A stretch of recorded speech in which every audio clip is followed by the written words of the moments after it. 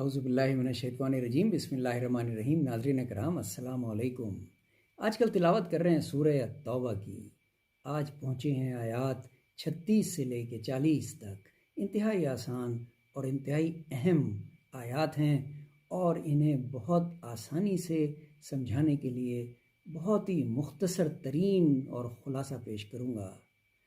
ان عدت الشہور عند اللہ اثنا عشر شہرا فی کتاب اللہ یوم خلق السماوات والارض۔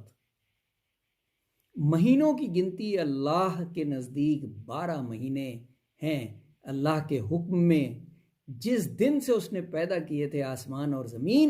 ان میں 4 مہینے ہیں ادب کے، اور اللہ کا حکم ہے ان ادب کے مہینوں میں جنگ نہ کرو۔ اور یہ ادب کے مہینے ہیں محرم، رجب، ذیقعد اور ذی الحج۔ جی ہاں، ان مہینوں میں اجازت نہیں تھی، لیکن ہوا کیا، مشرکین ان مہینوں میں رد و بدل کرتے رہے، اور جو مہینہ ان کو جب سوٹ کرتا تھا، جب وہ جنگ کرنا چاہتے تھے مسلمانوں سے تو وہ جنگ کرتے تھے، اور اس مہینے کے بدلے کسی اور مہینے میں احتیاط کر لیتے تھے۔ اللہ تعالیٰ نے سختی سے اس چیز کے لیے منع کیا۔ یہ جو مہینہ ہٹا دینا ہے سو بڑھائی ہوئی بات ہے، کفر کے عہد میں گمراہی میں پڑتے ہیں۔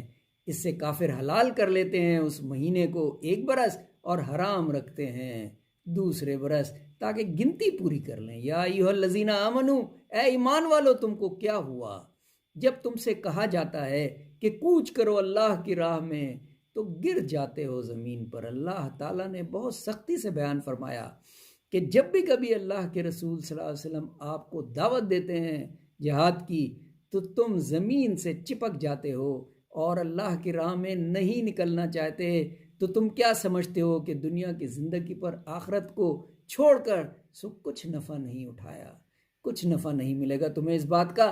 اگر تم نہ نکلو گے تو وہ تم کو عذاب دے گا دردناک، اور بدلے میں لائے گا اور لوگ تمہارے سوا۔ جس طرح اللہ تعالیٰ نے فرمایا کہ ہم نے قومیں جو ناخلف تھیں اور اپنے رسولوں کو ناحق قتل کیا کرتی تھی، ہم نے ان قوموں کو نیست و نابود کر دیا اور اس کی جگہ تم کو لے آئے۔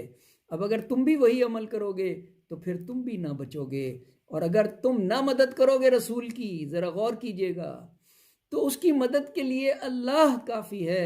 جس وقت اس کو نکالا تھا کافروں نے کہ وہ دوسرا تھا، جب دونوں غار میں تھے، اور جب وہ کہہ رہا تھا اپنے رفیق سے تو غم